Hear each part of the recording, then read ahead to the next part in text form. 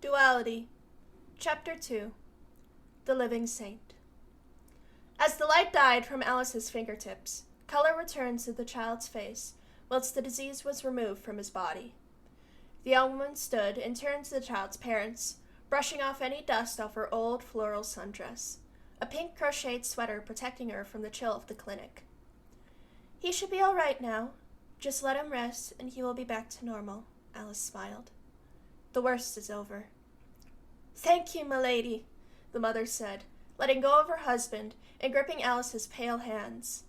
Alice gently shook her head. Her long blonde braids swayed with the movement. "I am no lady, madame. I'm just doing what is right."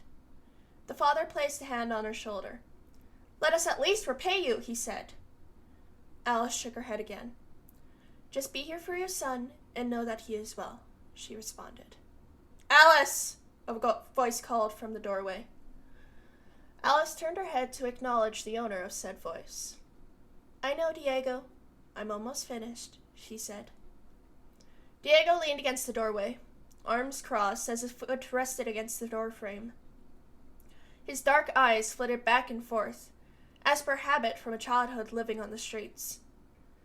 Alice finished her conversation with the couple, a reassuring comment every now and then. Then she turned in Diego's direction, her hands cautiously out, as though to feel in case she crashed into anything.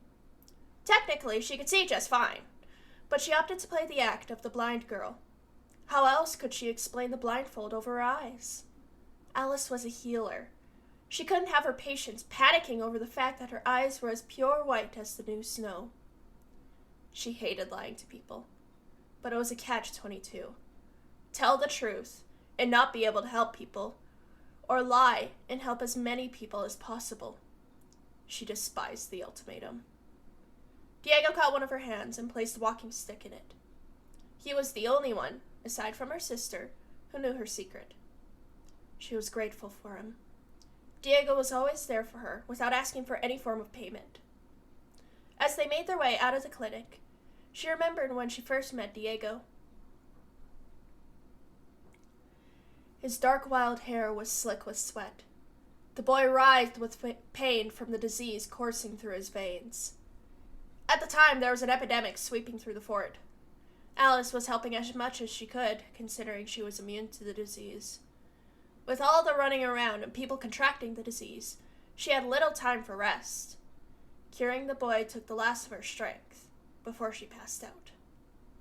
When she woke, the newly cured boy sat beside her cot. "You should be resting, dear. Fighting that horrible disease probably took a lot of your strength." The boy shook his head. "You saved me, lady. I'm in your debt." Alice giggled. "There is no need. I don't care. I will stay by your side for the rest of my life. My name is Diego. What's yours?" Alice smiled softly at the memory. Diego noticed. "Something amusing?" he asked. "Just remembering when we first met," she smiled. Diego looked surprised. "That was over a decade ago. How do you still remember?" Diego asked. "Then again, you're practically immortal, the whole one half of the fabled gray wedge thing," he spoke softly, as though not to catch the ear of any eavesdropping neighbors. Alice shushed him, giggling. "You're my best friend. How could I forget?" she teased. "Anyway, do we have any more stops? I know it's getting late, but I want to make sure everyone is all right for the night." Alice turned her head to Diego. He was typically the one in charge of schedules and guarding her. She at first protested, but Diego refused to take no for an answer. He was stubborn like that. "No. That little boy was our last stop. We can probably find a motel nearby," Diego said, quickly counting the coins in his coin purse as they walked. A thought occurred to her. "You're an adult now, aren't you?" "I still remember when you were that cute little boy," Alice giggled softly. Diego flushed red. "Did you have to bring that up?" he grumbled, keeping his eyes on the purse. She laughed at this. "Yes, you were always so eager to help when we were traveling together. Now look at you, all responsible and grown up. You even still have that coin purse the one grandmother gave us." Diego cleared his throat. "We're here." The lights of the motel illuminated the entrance. The whole building was made of warm brown bricks. The sign on the motel read, "Roadside Motel." An older woman sat behind the counter, her head resting on her fist, eyes closed. "Hello," Alice called to her cheerfully as she walked into the lobby. The woman opened an eye. "Welcome to the Roadside Motel. No demon hunting equipment. Pass the doorway and—" "Oh, shit! Are you Lady Alice?" The woman sat up straight, nearly falling out of her seat. Alice quickly approached the desk to help, but the woman steadied herself. "I'm no lady, madame. Just Alice," the blonde said. "Are you all right?" she asked. The woman waved it off. I'm fine. Would you like a room for the night?" "Hold on, let me get the key." The woman reached under the counter and produced a key with a worn label attached. "Room 207. Have a good night, my Alice." Alice frowned. "But we didn't pay," she said. The woman shook her head. "You're a hero around here. The living saint. In my motel. I couldn't live with myself if I made you pay." "Wouldn't your boss be upset?" "Oh, please, I am the boss. Just go get some rest, miss. You are welcome here as long as you like." The woman smiled. Alice nodded, then headed up to their room with Diego, her eyebrows furrowed.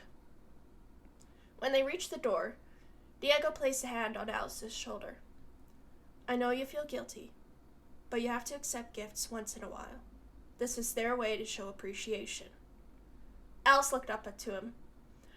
"I have done nothing but my responsibility, yet they worship me like some form of god. I don't say you don't deserve this. You saved so many people without asking for payment. You would be amazed how rare that is in a world like this," Diego reasoned.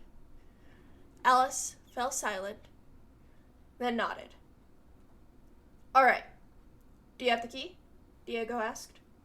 Alice nodded and produced the key from her pocket. She unlocked the door and they both headed inside. However, something still bothered Alice. Something was happening. She could feel the change in the air. She didn't know what it was, but she couldn't shake the feeling that something was going to happen.